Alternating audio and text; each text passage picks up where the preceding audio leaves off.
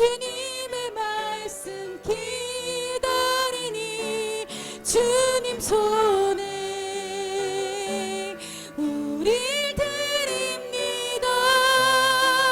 사랑으로 인도하소서. 오늘 이곳에 계신 성령님, 오늘 이곳에 계신 성령님, 우리에게 말씀하시고 우리를 가르치소서. 같이 우리 맘 열어주시고 주의 빛으로 밝혀 우리를 인도하소서. 주님보다 앞서지 않고 겸손하게 주님의 말씀 기다리니 주님 손에 우리 드립니다. 사랑으로 인도. 주님보다 앞서지 않고 주님보다 앞서지 않고 겸손하게 주님의 말씀 기다리니 주님 손에 우리 드립니다. 사랑으로 인도하소서. 예수 어린 양,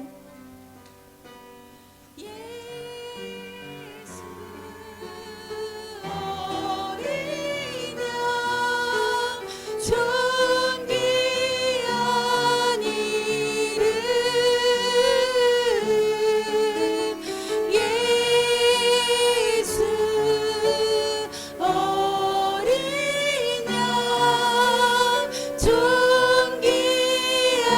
예수 어린 양, 존귀한 예수 어린 양 존귀한 이름 예수 어린 양, 존귀한 이름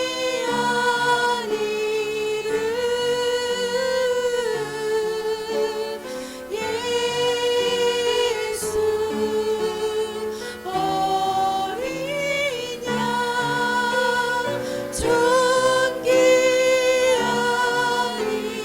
이름. 약할 때 강함 되시네 약할 때 강한 나의 보배가 되신 주, 나의 보배가 주 나의 모든 것 되십니다. 주 나의 모든 것. 주 안에 있는 보물을 주 안에 있는 나는 포기할 수 없네. 나는 포기할 주 나의 수 모든 것 없네. 되십니다. 주 나의 모든 것. 십자가 죄사하셨네. 십자가 죄사 주님의 이름 찬양해. 주님의 이름 주 나의 모든 것, 주 나의 모든 것. 쓰러진 나를 세우고 쓰러진 나의 빈잔을 채우네. 나의 빈잔을 주 나의 모든 채우네. 것. 주 나의 모든 아멘. 것. 예수 어린 양 예수 어린 존귀한 이름 존귀한 이름 예수 어린 양 예수 어린 양 존귀한 이름 존귀한 이름 예수 어린 양 존귀한 이름 예수 어린 양 존귀한 이름 예수 어린 양 존귀한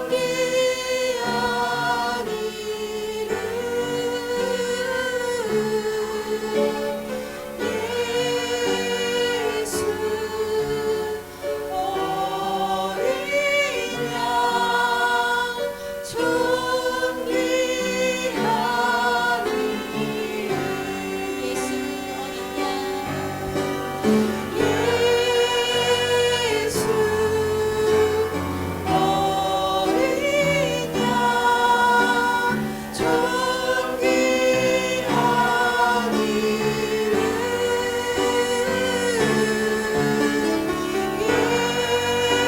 예수 어린 양 존귀한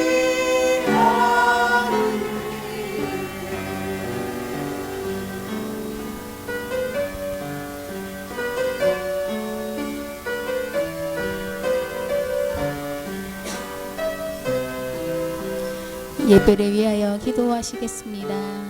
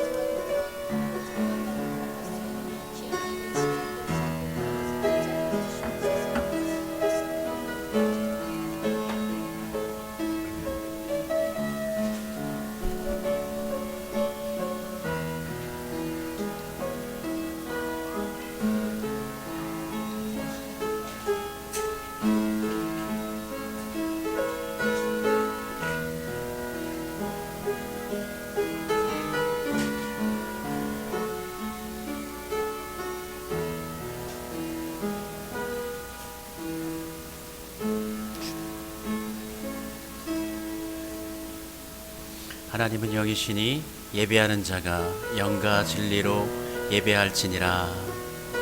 아멘.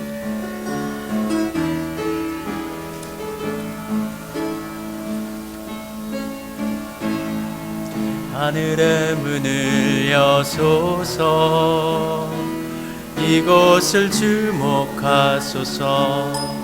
주를 향한 노래가 꺼지지 않으니 하늘을 열고 보소서. 이곳에 임재하소서. 주님을 기다립니다.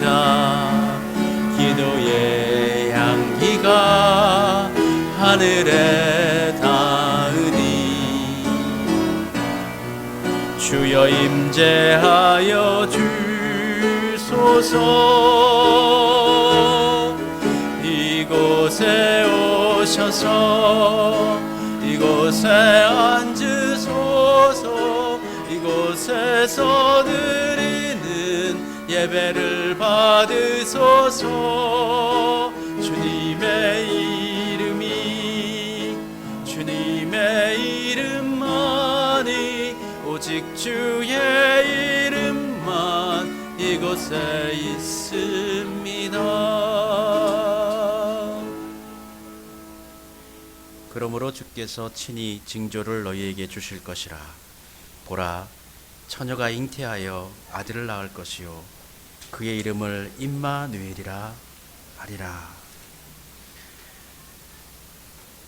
만왕의 왕이 되시는 하나님, 오늘 주님의 백성들에게 복을 주시려고 거룩한 날로 주일을 구별하여 예배 자리로 불러주시니 감사드립니다.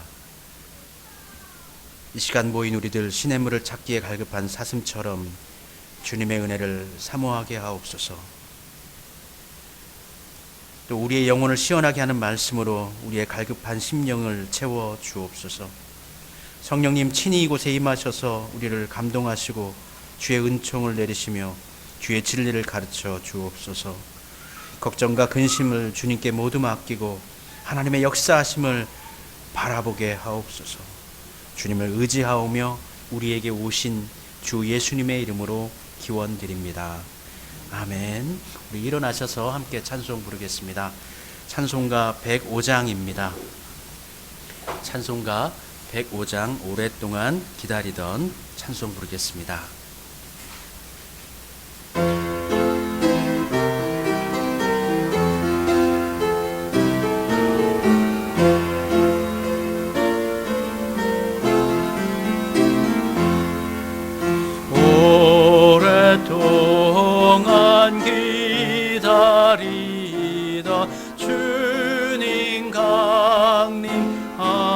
하셔서 죄에 매인 백성들을 자유 얻게 하시네. 주는 우리 소망이요 힘과 위로 되시니 오래 기다리던 백성과는 복을 받겠네. 모든 백성 구하려고 임금으로 오시니 영원토록 우리들을 친히 다스리시네. 죄로 상한 우리 마음 은혜로서 고치고 주의 빛난 보좌 앞에 이르도록 하소서. 아멘.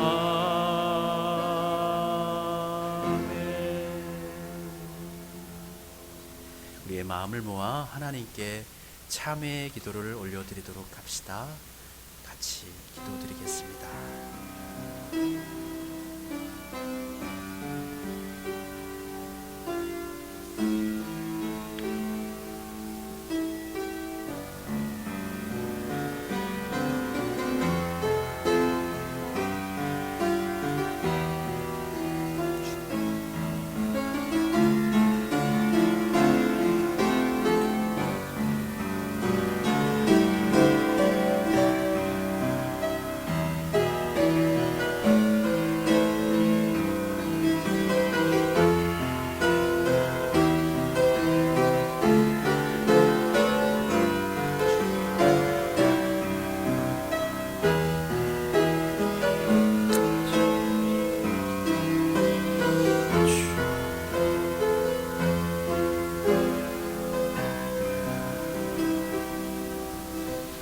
우리의 허물을 주의 은총으로 덮어주시니 감사합니다.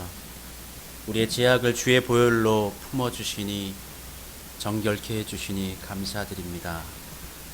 주님을 따라 살기를 소원하고 원하지만 육신이 역하고 연약하여 또 믿음이 부족하여 하나님 앞에 온전하지 못한 저희를 살피시고 항상 주님 안에 거하는 삶으로 나아갈 수 있도록 우리의 심령을 새롭게 하시며 주님 함께 하시며 우리를 인도하여 주옵소서. 이 시간 우리의 믿음을 고백하오니 받아주시옵소서. 나는 전능하신 아버지 하나님 천지의 창조주를 믿습니다. 나는 그의 유일하신 아들 우리 주 예수 그리스도를 믿습니다. 그는 성령으로 잉태되어 동정녀 마리아에게서 나시고 본디오 빌라도에게 고난을 받아 십자가에 못 박혀 죽으시고 장사된 지 사흘 만에 죽은 자 가운데서 다시 살아나셨으며 하늘에 오르시어 전능하신 아버지 하나님 우편에 앉아 계시다가 거기로부터 살아있는 자와 죽은 자를 심판하러 오십니다. 나는 성령을 믿으며 거룩한 공교회와 성도의 교제와 죄를 용서받는 것과 몸의 부활과 영생을 믿습니다. 아멘. 너희는 옷을 찢지 말고 마음을 찢고 너희 하나님 여호와께로 돌아올지어다. 그는 은혜로우시며 자비로우시며 노하기를 더디하시며 인애가 크시사 뜻을 돌이켜 재앙을 내리지 아니하시나니. 아멘. 교동문 118번 말씀입니다. 교동문 제 118번 구주강님 네 번째 말씀입니다.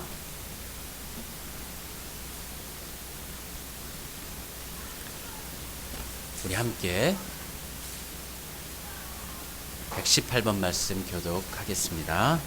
나는 시온의 의가 빛같이 예루살렘의 구원이 햇불같이 나타나도록 잠잠하지 아니하며 예루살렘을 위하여 쉬지 아니할 것인지 이방 나라들이 내 공의를 뭇 왕이 다 내 영광을 볼 것이요 입으로 정하실 새 이름으로 일컬음이 될 것이며 너는 또 여호와의 손에 아름다운 간 내 하나님의 손에 왕관이 될 것이라.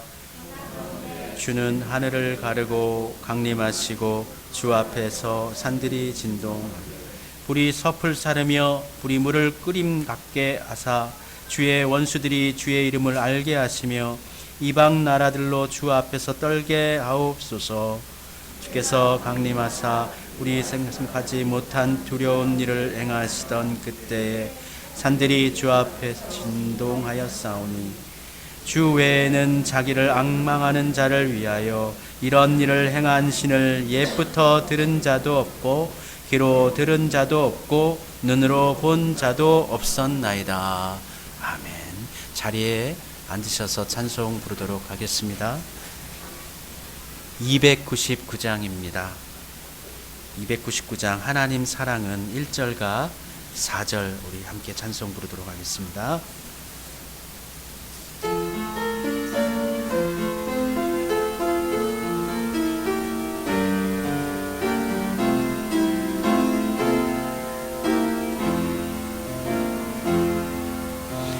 하나님 사랑은 온전한 참사랑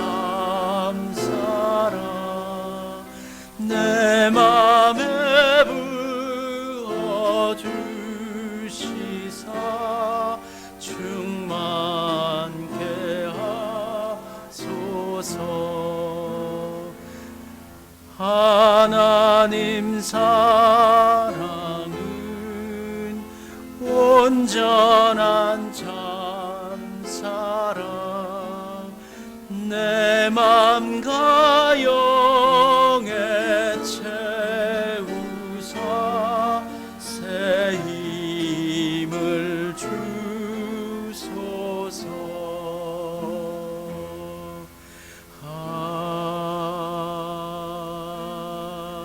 아멘. 임마누엘, 언제나 우리와 함께 해주시는 하나님,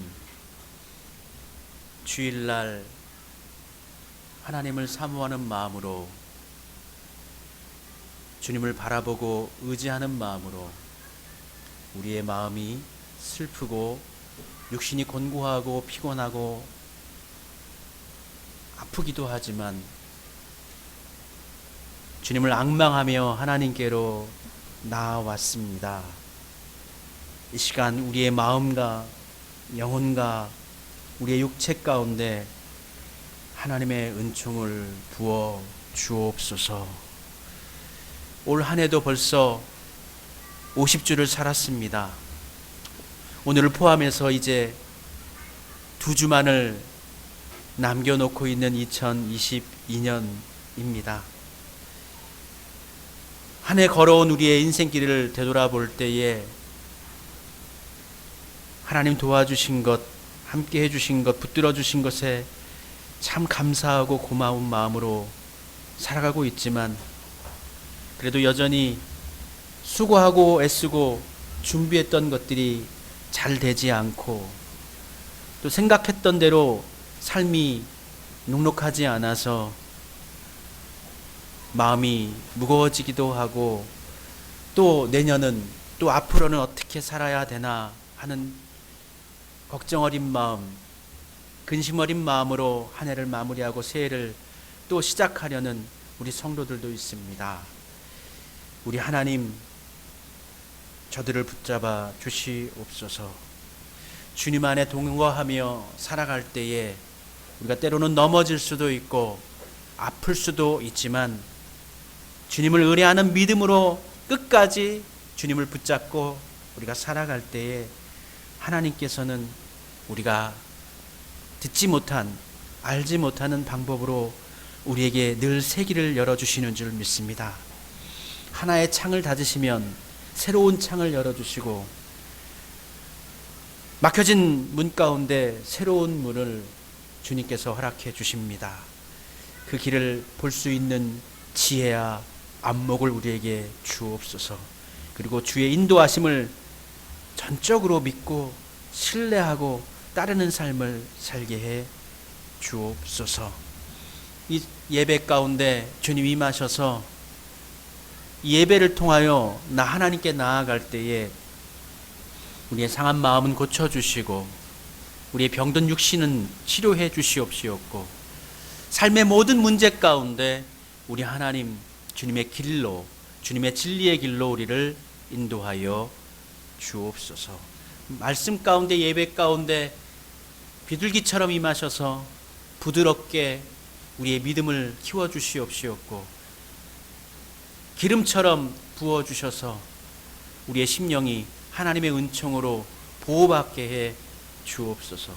주님 안에 거하는 삶으로 나아갈 때에 이 세상을 이길 수 있는 자들이 되어지게 해주시고 또 이 세상의 거친 바람과 풍랑이 우리에게 몰려온다 할지라도 예수님 말씀으로 풍랑아 잔잔하라, 파도야 잔잔하라, 그 말씀에 믿음을 쫓아 우리 역시 이 세상 가운데 기도로 이 세상을 이기며 거친 세상을, 강야 같은 이 세상을 믿음으로 걸어가는 우리 성도들의 발길 가운데 하나님 은총을, 은혜를 내려 주시사 승리의 길로, 복된 길로 나아가게 하옵소서. 원하기는 우리 성도님들의 지경을 넓혀 주셔서 계획하고 있는 모든 일들 가운데 하나님 은혜의 길로 나아가게 하옵소서.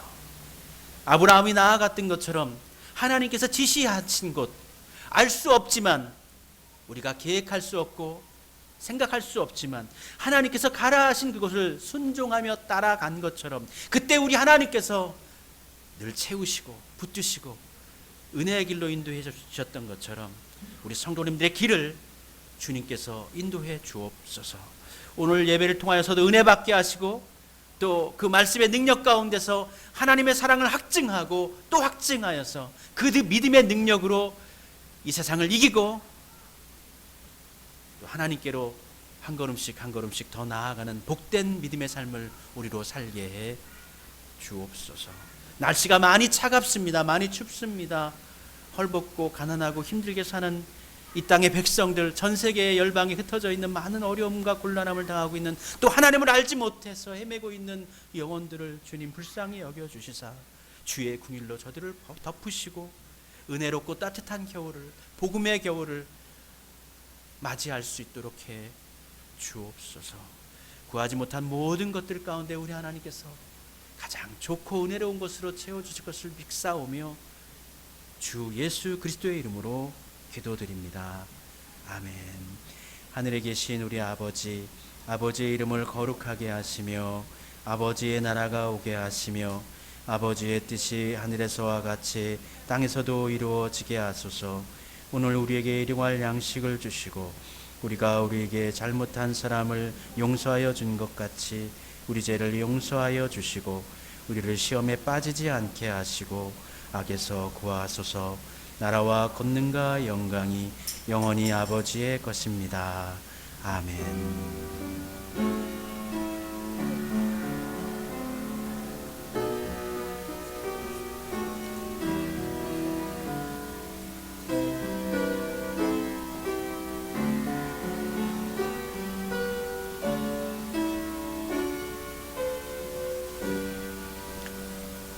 복된 주일 교회 가운데 나오신 여러분 모두 가운데 하나님의 평강이 같이 하시기를 바랍니다.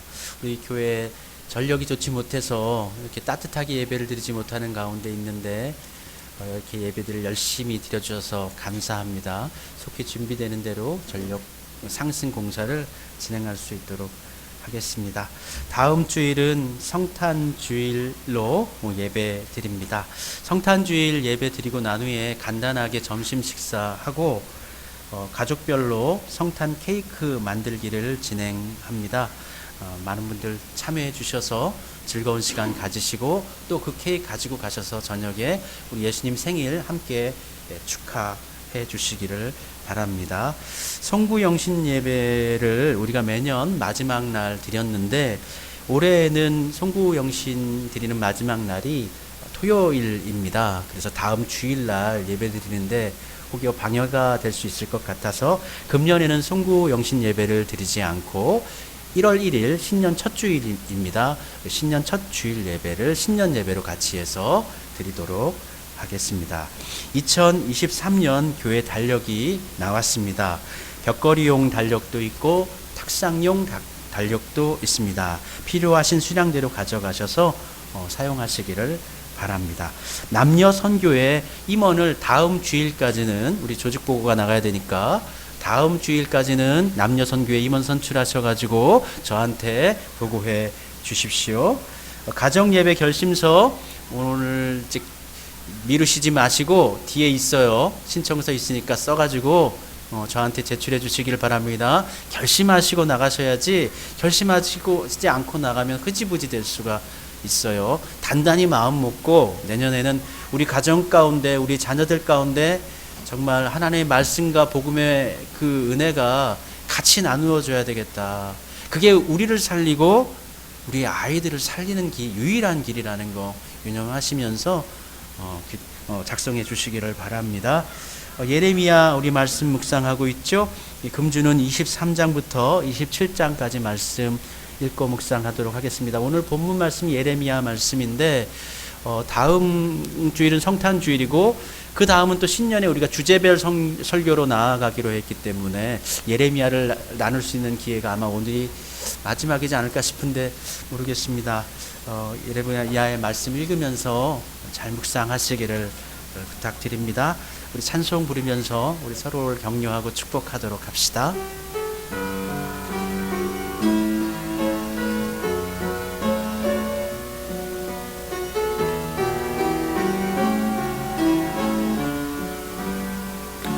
주께 힘을 얻고 그 마음에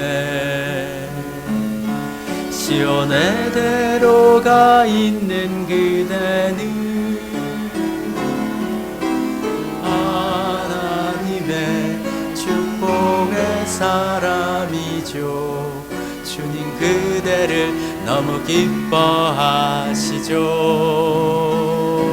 주의 집에 거하기를 사모하고 주를 항상 찬송하는 그대는 하나님의 축복의 사람이죠. 주님 그대를 너무 사랑하시죠. 그대 섬김은 아름다운 찬송, 그대 헌신은 향기로운 기도. 그대가 밟는 땅 어디에서라도 주님의 이름 높아질 거예요. 함께 은혜 받을 말씀 찾도록 하겠습니다. 오늘 함께 나눌 하나님의 말씀 예레미야 4장 19절부터 22절까지 말씀입니다. 예레미야 4장 19절부터 22절까지 말씀입니다.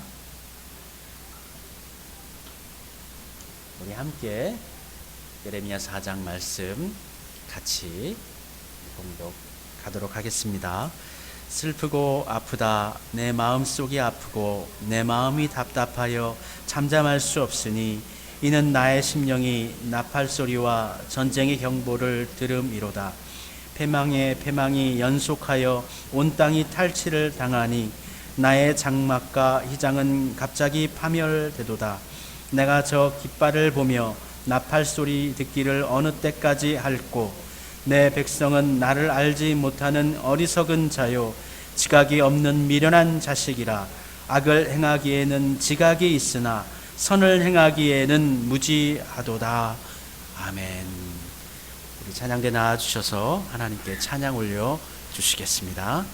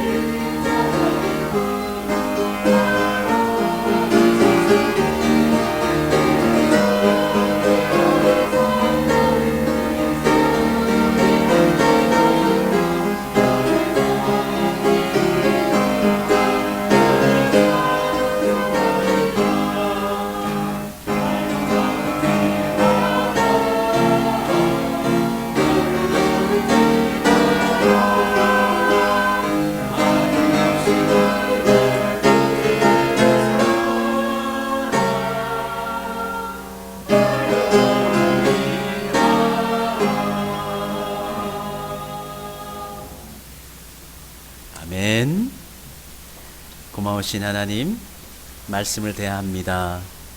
경청할 때에 온 마음과 정성으로 경청하게 하시고, 우리 모두가 한 뜻 한 마음으로 은혜 받게 하시고, 그 하나님의 사랑 가운데 거하게 하옵소서.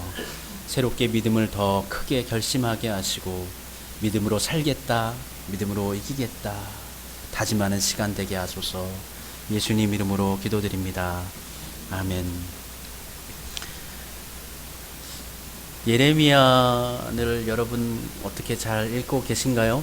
저는 개인적으로 예레미야서를 참 읽는 것이 참 버겁습니다. 성경 66권 가운데 레위기서가 참 읽기 어렵다 그렇게 얘기하시는 분들도 계시지만, 저는 제 개인적으로는 예레미야를 읽는 것이 너무나 힘들어요. 아주 힘들어요. 물론 장수가 53장이니까 많은 것도 있고 에가드 또 5장이 있고 그렇기도 하지만, 선지서 중에서 가장 길거든요, 내용이. 이사야가 66장이긴 하지만 절수로 따지면 예레미야가 훨씬 더 많아요. 내용이 길기도 하지만 그 내용을 예레미야의 상황을 인식하면서 읽어 나가면 참 읽기가 참 마음이 무거워집니다. 예레미야에 대한 평가가 있습니다. 예레미야가 살았던 당시의 평가죠. 예레미야는 바벨론을 따르라고 그랬죠. 그래서 배신자, 민족의 배신자로 낙인이 찍힌 사람이었어요. 당시에는 왕으로부터 또 관료들과 제사장들과 또 백성들로부터 미움을 받은 사람이었습니다. 그는 애굽을 의지하지 말라, 지금의 믿음을 지키면서 어쩔 수 없는 정치적 현실이니까 남유다가 살아가려면 지금 하나님께서 너희들이 죄를 범했기 때문에 벌 주시는 거니까 바벨론을 따르라. 그렇게 하면 나라가 망하지는 않는다. 그러면서 반애굽 정책에 대한 이야기를 했거든요. 그런데 아이러니하게도 바벨론에 의해서 남유다가 정복을 당한 후에 바벨론 왕이 그다랴라는 사람을 총독으로 세웠는데 친애굽주의자들이 그다랴를 죽이고 난 다음에 총독을 암살하고 난 다음에 이제 자신들이 나라를 장악했는데 쫓겨날 거 아니에요. 금방 다시 또 바벨론이 가만두지 않잖아요. 그래서 망명을 하게 되는데 애굽으로 망명을 하게 돼요. 근데 자기들만 가면 되는데 누굴 잡아가냐면 예레미야를 또 잡아갑니다. 그러니까 기구한 참 인생의 삶을 살았죠. 또 성경 자체 예레미야의 내용을 읽어나갈 때 뭔가 앞뒤가 끊어진다라는 느낌을 받게 돼요. 왜 그러냐면 이 예레미야서는 전쟁통에 기록된 서신이에요. 예언서예요. 그래서 때로는 불타버리고 때로는 찢어져 버리고 때로는 없어져 버리고 다시 복원하고 이러한 과정이 예레미야 가운데 있었거든요. 실제로 여호야김 때에는 그 왕이 예레미야의 그 써놓은 하나님의 말씀 예레미야서를 가지고 오게 해요. 그래 뭐 하나님이 뭐라고 그러셨나 한번 보자 하고 그 말씀을 갖고 와라 그래가지고 읽습니다. 겨울에 읽어요. 읽으면서 그 말을 읽고 난 다음에 여러분 읽고 있는 그 예레미야의 말씀을 여호야김이 읽으면서 마음에 안 드는 거예요. 아주 마음에 안 드는 거예요. 자신이 갖고 있던 면도칼로 예레미야서를 찢어버려요. 칼로 잘라버려요. 그리고 옆에 있던 난로에다가 그 예언서를 불에 태워버리죠. 그래서 소실됐죠. 그래서 예레미야가 감옥에 갇혀가지고 내가 읊을 테니까 당신은 기록하시오. 서기관 바룩이라는 사람을 옆에 대고 하나님께서 예전에 주셨던 말씀을 다시 거기에 말씀을 기록하는 거예요. 거기에 또 바룩이 첨가하여서 또 말씀을 더합니다. 그러니까 이게 말씀이 1장, 2장, 3장 순탄하게 이어지는 것이 아니라 급박하게 전개되기도 하고 끊어지기도 하고 전쟁통에 불타버리고 역사도 그렇대. 모든 역사서들이 그렇거든요. 전쟁을 경험하면은요. 전쟁통에 소실되는 것들이 있고요. 끊어지는 것들이 있고요. 바뀌어지는 것들이 있어요. 그러한 모습, 역사의 현장의 모습이 예레미야서의 선지서에 드러난다라는 것이죠. 그러나 시대가 지나서 근현대에 이르러서 이스라엘 사람들에게 가장 성경에 나오는 그 선지자 중에서 존경하는 사람이 누구냐라고 물으면 요즘 이스라엘 사람들은 단연코 예레미야를 첫 번째로 꼽습니다. 물론 엘리야도 있고 뭐 이사야도 있고 많은 사람들이 있지만 예레미야를 첫 번째로 꼽습니다. 왜냐하면 민족의 그 아픔과 고통을 예레미야는 도망치지 않았다는 거예요. 같이 했다라는 거예요. 그리고 지나보니까 역사를 통해서 지나보고 나니까 예레미야를 대적해서 이야기했던 많은 선지자들 또 제사장들 그 사람들의 말은 거짓말이었다는 거예요. 그리고 진짜 당시에는 너는 거짓말쟁이야. 너는 하나님의 예언을 받지 않아놓고도 왜 엉뚱한 소리를 해? 라고 많은 사람들이 예레미야를 비난했는데 돌아보니까 지나고 보니까 당시에 몰랐었는데 예레미야가 진짜였구나. 예레미야가 진짜 선지자였구나. 예레미야가 하나님의 말씀을 진짜로 받았던 거구나 라는 것을 이후에 지나서야 후세들이 인정을 하게 된 것이죠. 예수님 당시에도 그래요. 예수님께서 얘들아 사람들이 나를 인자를 누구라고 부르느냐 나를 뭐라고 부르느냐 그렇게 찾아봐라. 그러니까 제자들이 얘기를 듣고 난 다음에 예수님을 가리켜서 어떤 사람은 엘리야라고 하고요. 어떤 사람은 세례 요한이라고 하고요. 어떤 사람은 예레미야라고도 합니다. 또는 선지자 중에 하나라고 이야기합니다. 그때 엘리야와 세례 요한과 예레미야가 나오잖아요. 예수님 당시에 가장 존경받는 선지자들을 열거하고 있는 거예요. 거기 중에 누가 들어가 있어요? 예레미야가 들어가 있는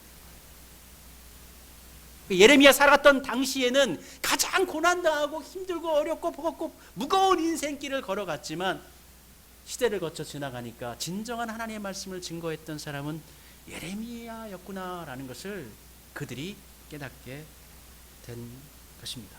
이사야는 나라가 망해가는 시작점에 예언을 하게 됐죠. 나라가 아직 망하지는 않았어요. 망할 것을 예측하면서 안타까움으로 예언을 했고요.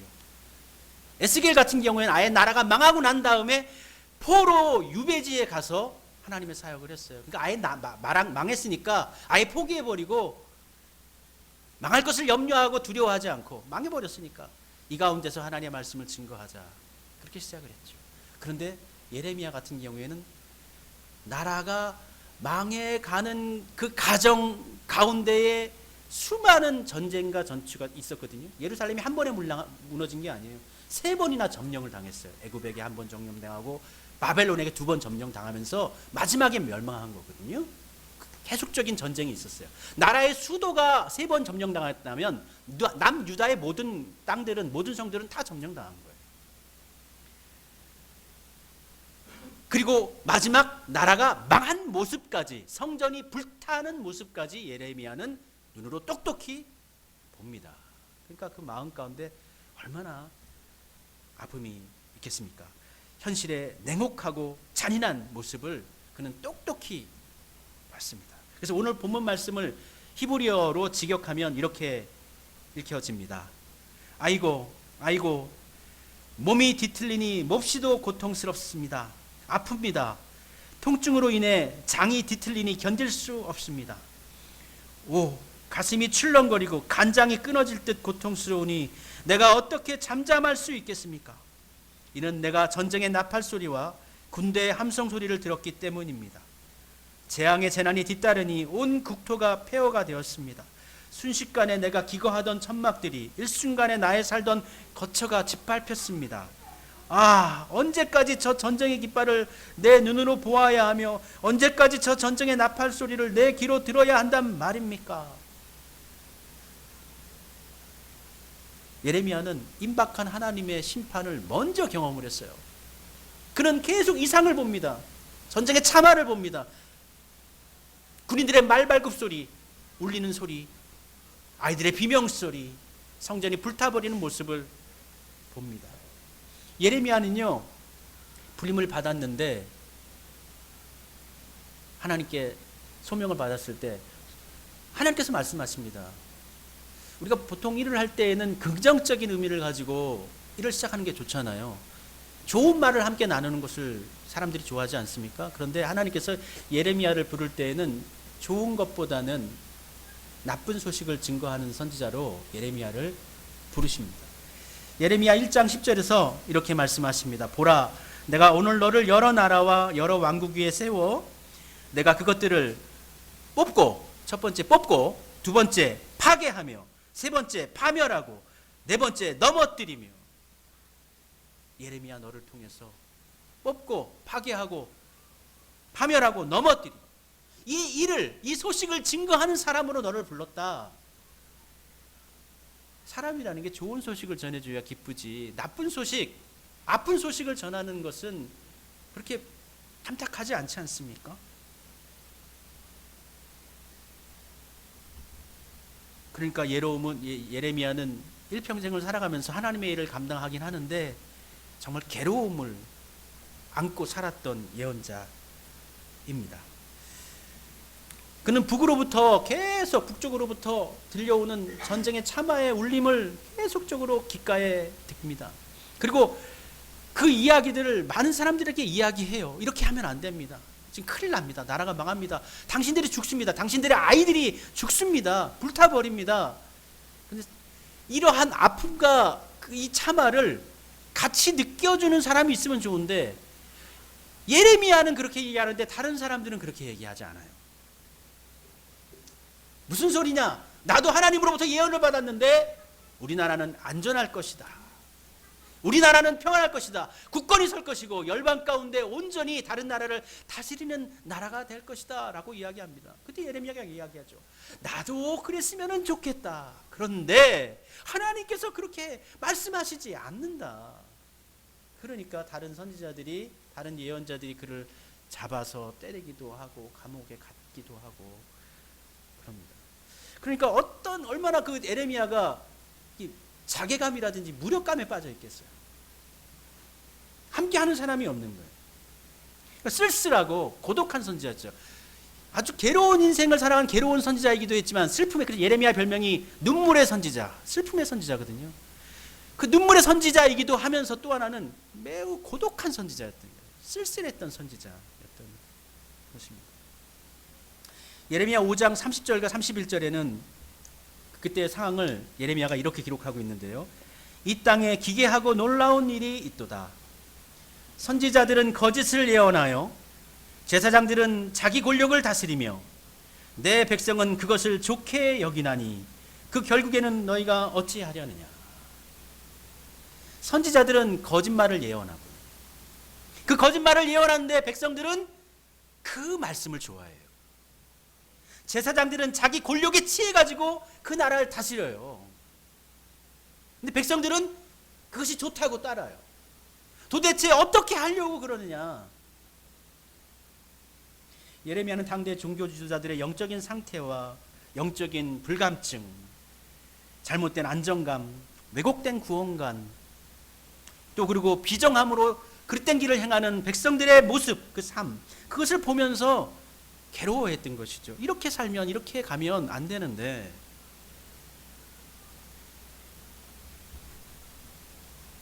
하나님의 성전이 계신, 하나님이 계신 이 예루살렘을 하나님이 지키시기 때문에 우리는 안전해. 절대로 불탈 일 없어. 절대로 망하지는 않아. 점령은 당해도 망하지 않아. 이들의 아집과 같은 믿음이 있어요. 아집과 같은 믿음. 그 믿음을 누가 줬는지 모르겠어요. 우리도 마찬가지입니다. 우리도 마찬가지예요. 아집처럼 내가 믿고 내가 따르는 믿음을 가지면 안 돼요. 하나님께서 원하시고 하나님께서 말씀하시는 대로 따라가는 믿음을 가져야 합니다. 예수님 믿으면 구원받습니다.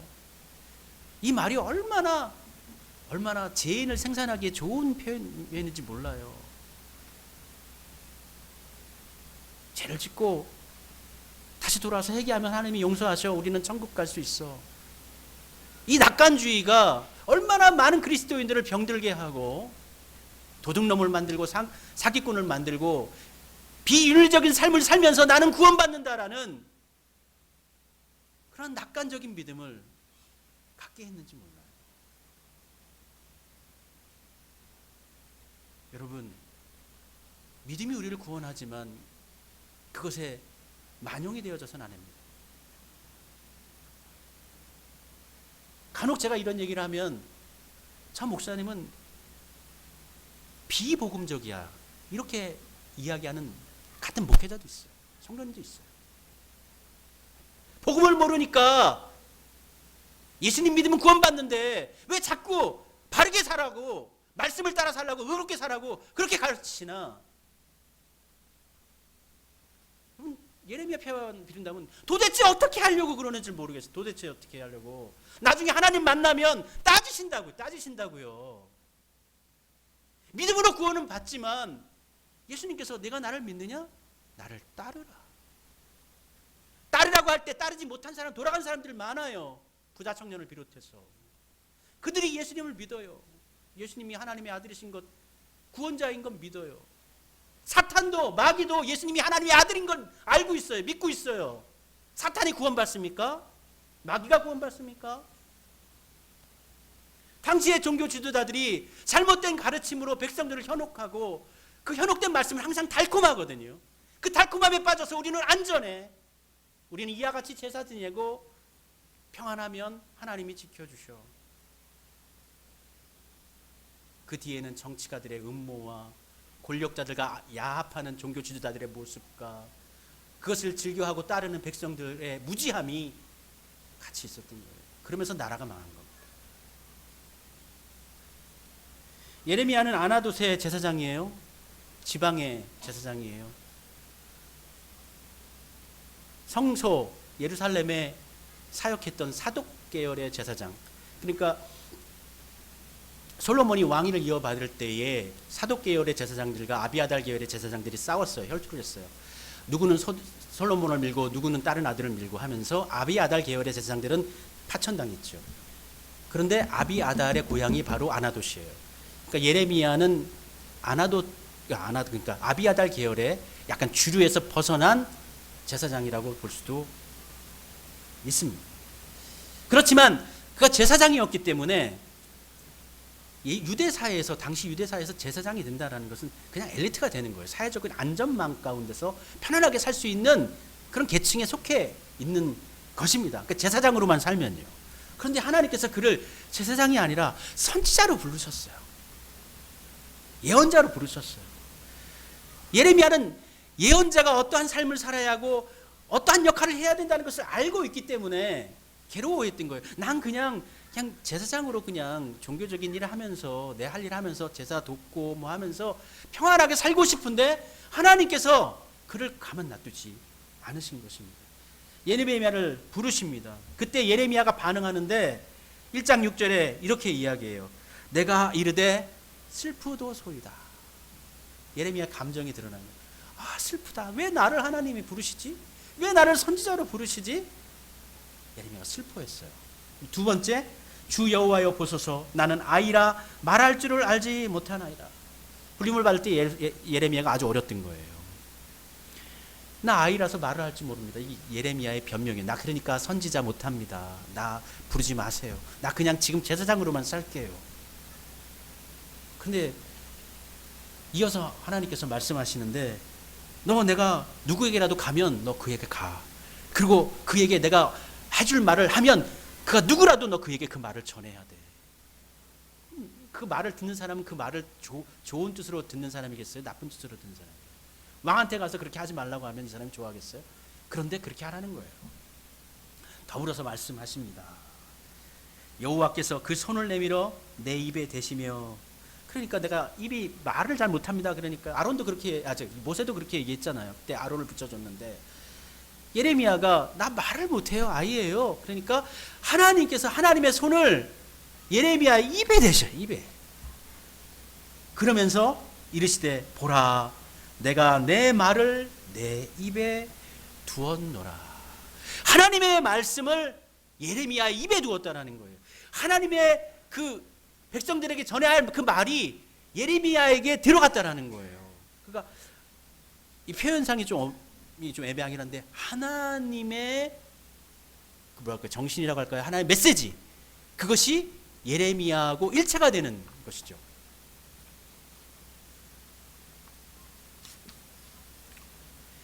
어리고 능력도 없는데 해야 할 일은 막중하고, 그래서 예레미야는 힘들어서 기도하고 탄식하고 울고 그리고 원망하기도 합니다. 하나님께 너무 힘들어가지고, 선지자 일 하는 게 너무 힘들어가지고 하나님께 원망할 때 예레미야 20장 보면은 자신의 생일을 저주해요. 예레미야가. 예레미야 20장 14절에 이렇게 기록하고 있습니다. 내 생일이 저주를 받았더라면, 나의 어미가 나를 생산하던 날이 복이 없었더라면, 그러니까 내가 태어날 때 복이 없어가지고 죽어버렸으면, 태어나지 않았으면 참 좋았을 텐데, 내가 태어나가지고 복을 받아가지고 내가 태어나가지고 내가 이 일을 하네. 내 삶에 대해서 회의를 느끼고 있는 거예요. 내가 죽어버렸으면 좋았을 텐데, 안 태어났으면 좋았을 텐데. 이게 바로 예레미야가 한 말이에요. 얼마나 기가 막힌 어려운 일을 겪었으면, 곤고했으면 이렇게 표현을 하겠습니까? 그러나 그러한 거지만 예레미야는 참 싫으면서도 어렵고 힘들면서도 자기에게 주어진 그 길을 정말 꾸역꾸역 걸어갑니다. 하나님께서 하라는 것을 합니다. 그리고 나라를 회복시키기 위해서 간절히 누구보다도 더 나라를, 남유다를 위해서 간구하고 기도합니다. 그래서 다른 모든 선지자에게 하나님께서 회복될 거라는 약속을 주셨지만 언제 회복될 거라는 것을 말씀해 주시지 않았어요. 이사야도 다시금 살아날 것이다 라고 희망을 주셨지만 언제요? 라는 걸 알려주지 않았습니다. 에스겔도 몰라요.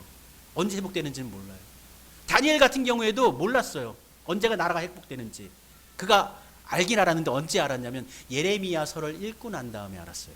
예레미야서를 보니까 70년 후, 나라가 망한 후에 70년 후. 그러니까 예레미야는 도대체 언제 회복되는 겁니까? 하나님, 간절히 물을 때에 예레미야에게만 70년 후라는 것을, 그 메시지를 예레미야한테만 알려주십니다. 하나님이.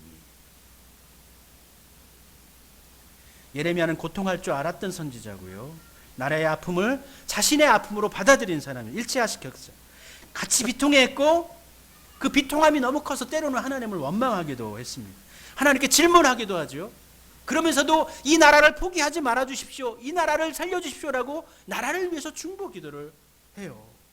그때 에레미야 51장 마지막이잖아요. 마지막에 하나님께서 그 중보 기도에 대해서 그래 내가 네 기도를 받아서 이 나라를 살려줄게, 이런 메시지를 주시지 않습니다.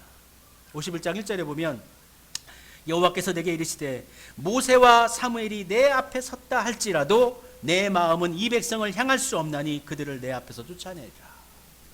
모세와 사무엘이 앞에 서서 나라를 지켜달라고 기도해도 나 중보기도 필요 없다. 내 심판을 결정했다. 말씀해 주죠. 그러니까 예레미야의 눈에는 한없는 눈물을 흘릴 수밖에 없는 거예요. 비탄이 있는 거예요. 슬픔의 선지자로 역사 가운데 살아갔죠. 그의 마음도 고통스럽지만 그의 육체도 정신적으로도 얼마나 삶이 공고했겠습니까? 하나님에 의해 그의 어깨에 지어진 운명적인 사역이 너무나도 혹독하고 중해서 하늘을 보며 탄식을 했고 하나님을 향하여서 절규를 했습니다. 그의 일평생의 삶이 슬픔이요 외로움으로 점철됐지요. 예레미야는요 결혼도 못했어요. 후세도 없어요. 비탄과 고독으로 점철됐습니다. 어쩌면 그가 살았던 그 시대적인 운명을 그가 짊어진 것이고요. 또 하나님으로부터 받은 소명을 또 이룬 것이기도 하죠.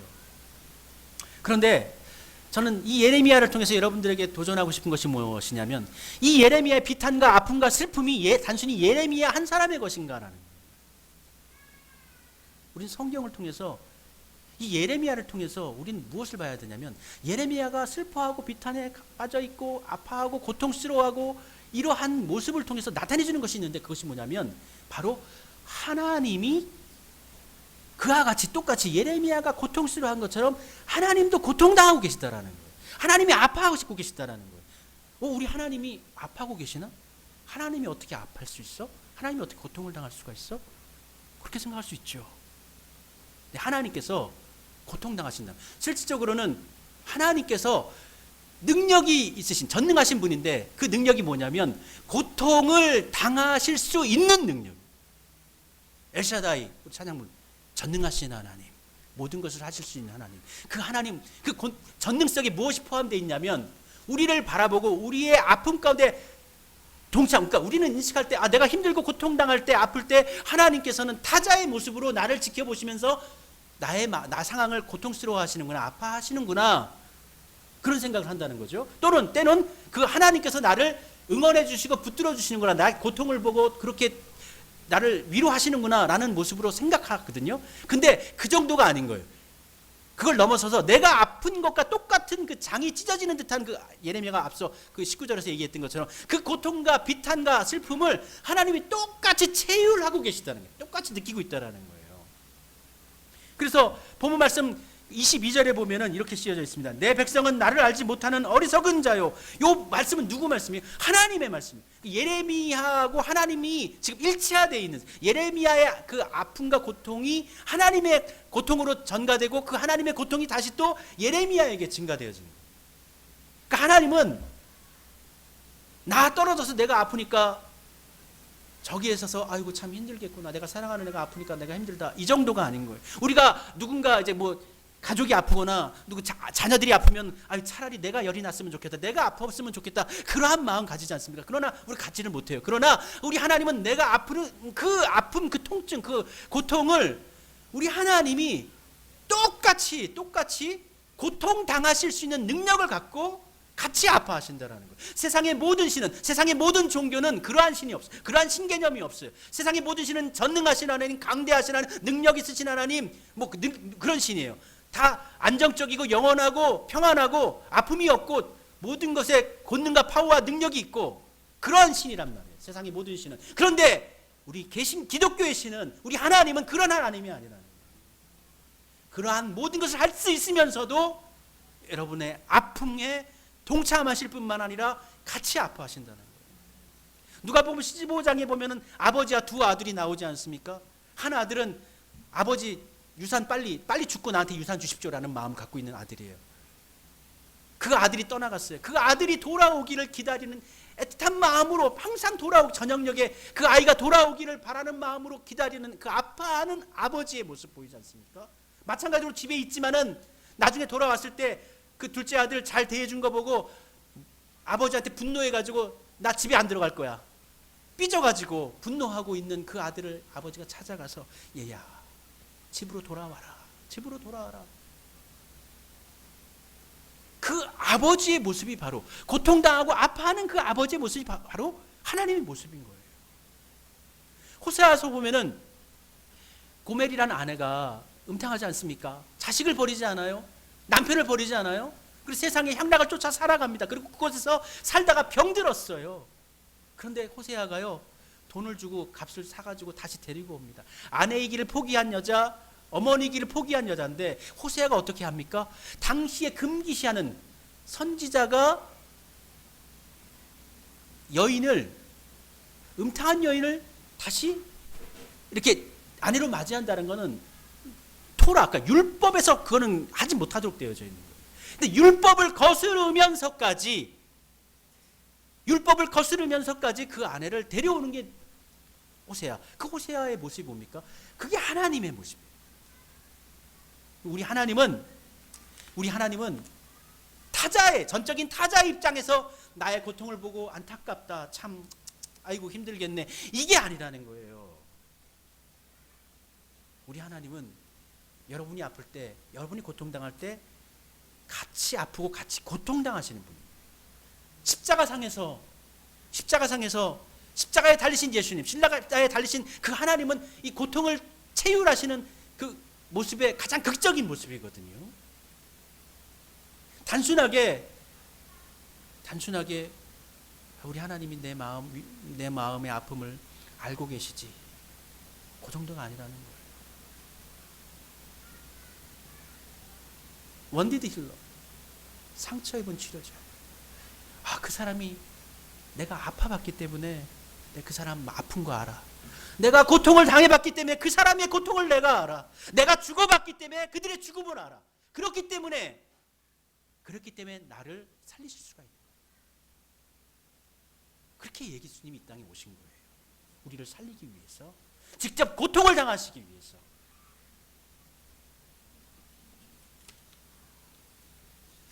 우리는 예레미야를 묵상하며 예레미야 3가 메시지를 통해서 그 하나님의 백성들을 향한 하나님의 마음을 이해하고 인식해야 합니다. 예레미야의 삶을 통해서, 그의 인생을 통해서 드러난 하나님의 마음, 하나님의 고통을 우리는 예레미야를 읽으면서 파악을 해야 되는 거예요. 하나님은 우리와 함께, 그리고 우리로 인해서, 우리 때문에 고통을 당하십니다. 그러나 이 고통은 다른 누군가에 의해서, 또 다른 무엇인가에 의해서 고통을 당하셔야 하는 무기력한 희생이 아니에요. 어쩔 수 없는 그러한 희생이 아니에요. 어쩔 수 없어서 고통당한다, 그게 아니에요. 자의적인. 하나님의 고통은 바로 사랑이에요. 사랑의 다른 표현이 바로 고통입니다. 왜냐하면 사랑하면 아프기 때문이에요. 사랑하면 고통받기 때문이에요. 하나님은 사랑이십니다. 이 사랑이 너무 크시기 때문에 하나님은 고통당하시는 거예요. 아파하시는 거예요. 여러분이 힘들고 어려울 때, 여러분이 아플 때에 여러분만 아프다고 생각하지 마십시오. 여러분만 고통당한다고 생각하지 마십시오. 우리 하나님도 같이 고통당하고 계십니다. 같이 아파하십니다. 우리 찬송 부르겠습니다. 엘샤다이, 이 찬양 가운데 전능하신 하나님, 우리를, 그 전능하신 하나님께서 우리를 불쌍히 여겨주소서, 그렇게 가사는 이야기하지만 그 전능성에는 우리의 아픔을 체휼하시는, 우리의 아픔에 공감하실 뿐만 아니라 아픔에 동참하시는, 고통 당하실 수 있는 능력을 가지신 하나님을 생각하면서 우리 하나님을 바라보고 찬양 드리도록 합시다. 엘샤다이 엘샤다이 엘 엘yon 아도나이, 영원히 동일하신 주의 이름의 능력, 엘샤다이 엘샤다이 엘캄캄나도나이, 찬양하며 높이며 엘샤다이 엘샤다이 엘샤다이 엘레온 아도나이 영원히 동일하신 주의 이름의 능력 엘샤다이 엘샤다이 엘칸칸나도나이 찬양하며 높이리 엘샤다이 사랑과 희생으로 이스라엘 구원했네 그 손의 능력으로 바다를 가르시고 버림받은 자들을 돌보시는 주 하나님 그 백성들 자유케 하네 엘샤다 엘샤다 엘샤다 엘레온 아도나이 영원히 동일하신 주의 이름의 능력 엘샤다이 엘샤다이 엘칸칸나도나이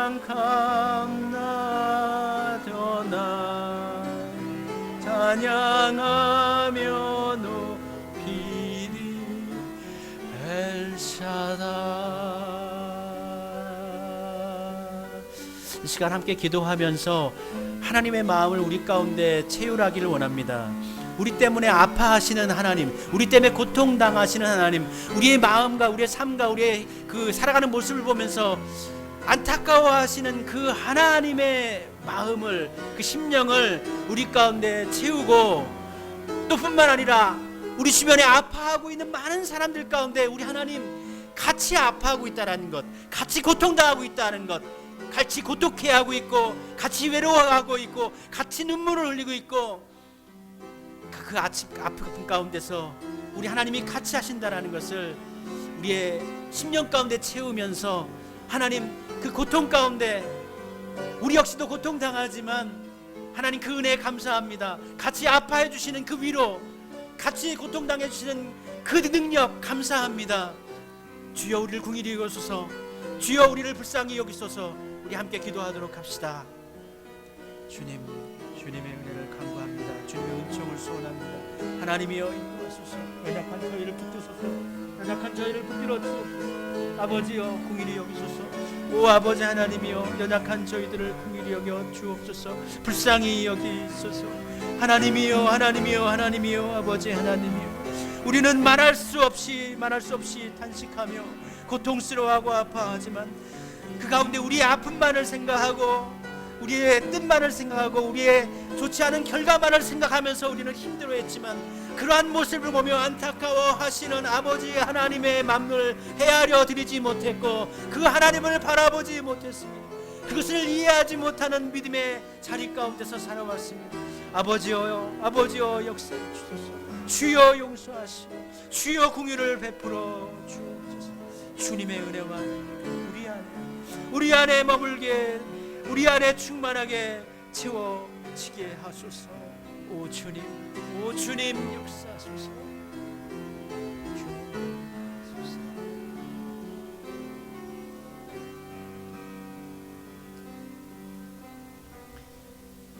우리가 아플 때에 우리와 같이 아파해 주시는 하나님 감사합니다.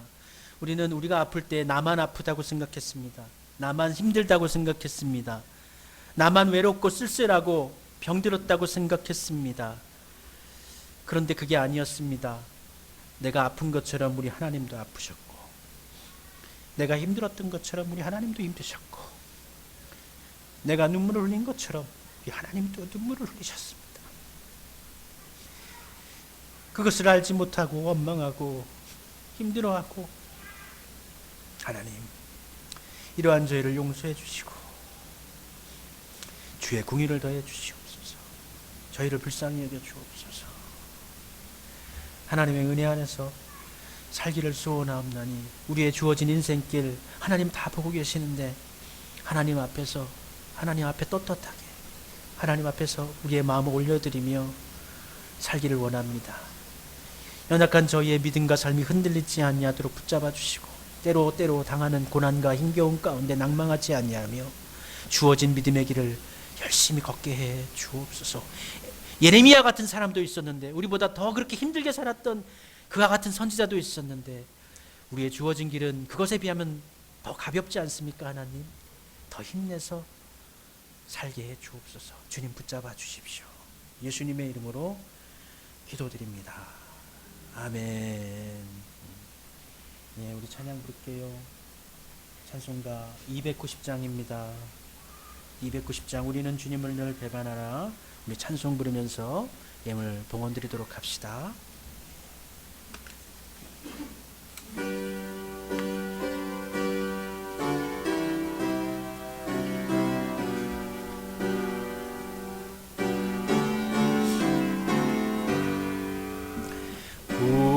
우리는 주님을 늘 배반하나 내 주 예수 여전히 날 부르사 그 참되신 사랑을 베푸시나니 내 형제여 주님을 곧 따르라.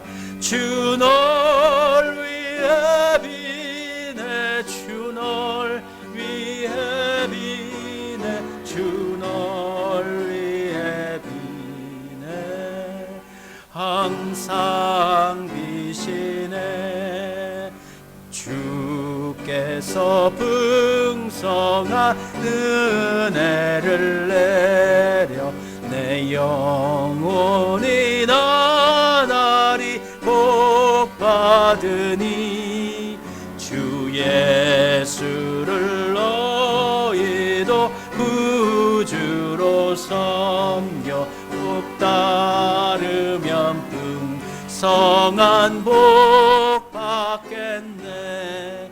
주 널 위해 비네 주 널 위해 비네 주 널 위해 비네 늘 비우시 주 널 위해 주 널 위해 비네 주 널 위해 비네 주 널 위해 비네 항상 비시네.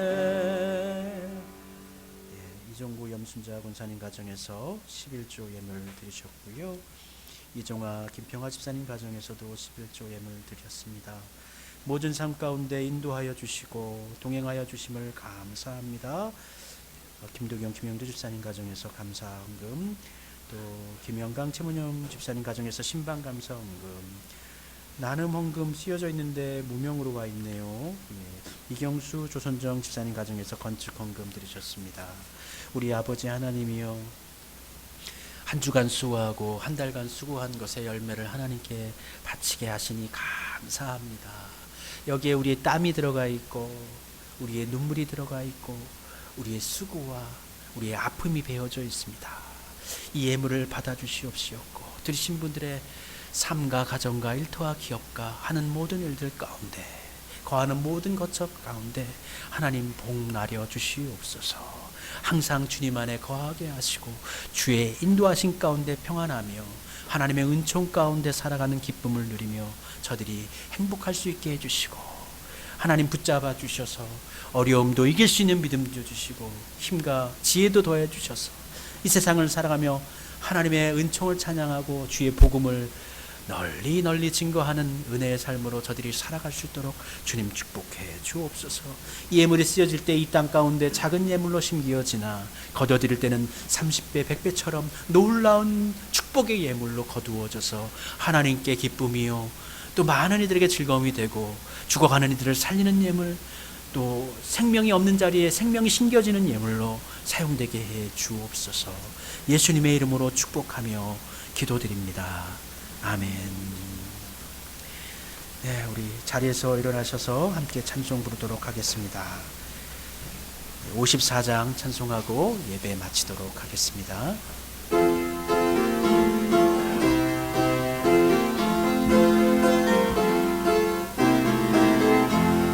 주여 복을 구하오니 편히 가게 하시고 사람마다 주 은혜로 이기도록 하시고 광야 같은 세상에서 항상 인도하소서. 아멘.